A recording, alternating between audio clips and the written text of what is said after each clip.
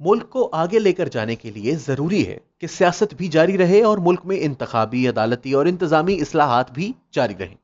حکومت اور اپوزیشن کے درمیان مذاکرات پہلی منزل ہے اور پھر ان اصلاحات کا نفاذ آخری منزل۔ حکومت اور اپوزیشن کی سرپھٹول ہمیشہ رہی ہے، لیکن 1970 تا 1977 دور میں 1973 کا متفقہ آئین تشکیل دیا گیا جو آج تک نافذ العمل ہے۔ اسی طرح 2008 اور 2013 کے درمیان بھی پیپلز پارٹی اور نون لیگ کی محاذ آرائی جاری رہی، مگر ساتھ ہی ساتھ 18ویں ترمیم بھی منظور ہوئی۔ تاریخ میں وہی حکومت اور اپوزیشن زندہ رہتی ہے جو اصلاحات کے کام کو آگے بڑھاتی ہے۔ لوگوں کو 70 کی دہائی کی حکومت اور اپوزیشن کی لڑائیاں یاد نہیں رہیں، یاد ہے تو 1973 کا آئین۔ اسی طرح 2008 تا 2013 کے درمیان زرداری اور نواز شریف میں کتنی لڑائیاں ہوئیں، کتنی بار صلح ہوئی، کسی کو یاد نہیں، البتہ تاریخ نے 18ویں ترمیم کو یاد رکھا ہے۔ نون لیگ کو تحریک انصاف سے احتساب اور سیاست کے حوالے سے جو اختلافات ہیں وہ قابل فہم ہیں۔ ان کی حکومت سے مذاکرات نہ کرنے کی ہزارہا سیاسی وجوہات بھی ہوں گی، مگر تاریخ کا کٹہرا یہ صدا دے رہا ہے کہ اصلاحات کے کسی بھی موقع کو ضائع نہ ہونے دیں۔ الیکٹرانک ووٹنگ مشین ایک جدید سائنسی ایجاد ہے۔ دنیا کے کئی ممالک اسے اپنا چکے ہیں، حتیٰ کہ بھارت جیسا کثیر آبادی والا ملک بھی اس کا استعمال کر رہا ہے۔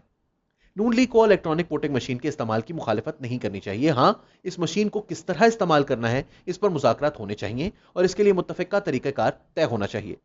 انتخابی اصلاحات اور الیکٹرانک ووٹنگ مشین کے حوالے سے مزاحمت ایک طرح سے آنے والی سائنسی اور جدید ترقی کی مخالفت ہے۔ آئین نو سے ڈرنا، طرز کہن پہ اڑنا، منزل یہی کٹھن ہے قوموں کی زندگی میں۔ تحریک انصاف کی حکومت نے احتساب اور انتقام کے نام پر اپوزیشن کو ٹھیک ٹھاک رگڑا دیا ہے، اس لیے اپوزیشن حکومت کی طرف سے آنے والی ہر پیشکش کو ایک نیا ٹریپ یا پھندا سمجھتی ہے۔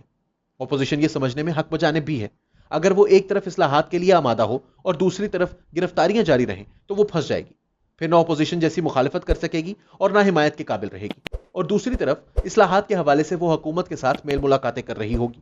ایسی صورتحال میں اس کا بیچ چوراہے میں مذاق اڑے گا۔ کسی سیاسی دور کی کارکردگی کا معیار یہی ہے کہ وہ معاشرے کو کتنا آگے لے کر گیا۔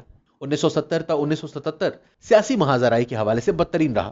قومی اتحاد اور پیپلز پارٹی کی لڑائی اور کشمکش کے بعد ضیاء الحق کا 11 سالہ مارشل لاء بھگتنا پڑا، مگر چونکہ اس دہائی میں بھٹو، مفتی محمود، مولانا نورانی، ولی خان وغیرہ جیسے اکابر موجود تھے، اس لیے انہوں نے 1973 کے آئین کا کارنامہ بھی سر انجام دے ڈالا۔ بالکل اسی طرح 2008 تا 2013 کے دوران میمو گیٹ ہوا۔ نواز شریف کالا کوٹ پہن کر صدر زرداری کے خلاف سپریم کورٹ گواہی دینے پہنچے۔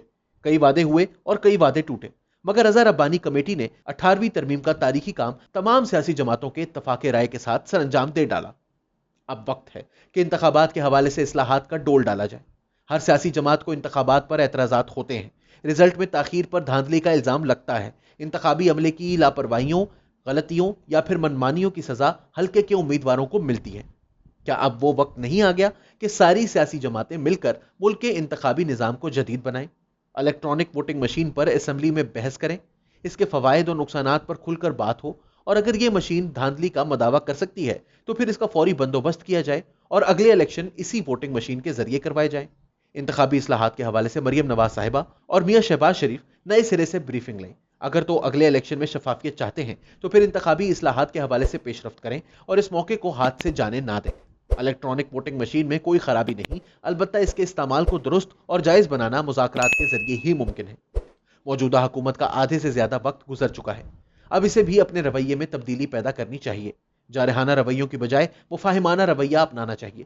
مذاکرات کے لیے ماحول بنانا پڑتا ہے، ایک طرف گرفتاریاں ہو رہی ہوں تو دوسری طرف مذاکرات ممکن نہیں ہوتے۔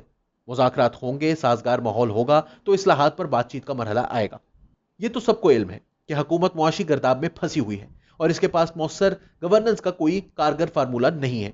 ایسے میں حکومت کو سیاسی ماحول کو ٹھنڈا کرنا چاہیے تاکہ حکومت اپنی پوری توجہ ملک کو چلانے پر رکھ سکے۔ سنا گیا ہے کہ وفاقی وزراء نے وزیر اعظم کو یہ مشورہ دیا ہے کہ ہمیں اس سال سیاست کو ٹھنڈا رکھنا چاہیے اور اگلے سال پھر سے اپنا محاذ کھولنا چاہیے۔ کوشش یہ کرنی چاہیے کہ اس سال قانون سازی اور انتخابی و انتظامی اصلاحات کی جائیں اور پھر اگلے سال سے آئندہ انتخابات کی سیاست کی جائے۔ دوسری طرف اپوزیشن کی سیاست میں شہباز شریف کی رہائی کے بعد جان پڑنے والی ہے۔ فی الحال پی ڈی ایم کی بحالی کا امکان نظر نہیں آ رہا۔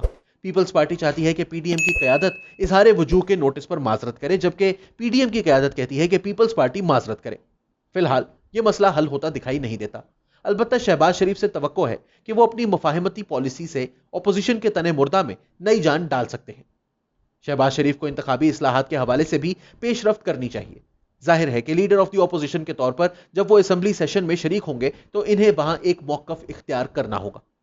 तवक्को करनी चाहिए कि माजी की तलखियों को फरामोश करते हुए हुकूमत और ऑपोजिशन दोनों एक नई सुबह का आगाज करें। मामला इंतखाबी इस्लाहात से शुरू करें और फिर कानून साजी की जो लंबी लाइन तात्तुल का शिकार है, इस सारी लाइन को क्लियर करें। इस हवाले से सबसे बड़ी और अच्छी खबर यह होगी कि इंतखाबी इस्लाहात की सूरत में अगला इंतखाब ज्यादा से ज्यादा शफाफ और गैर जानिबदार हो जाएगा।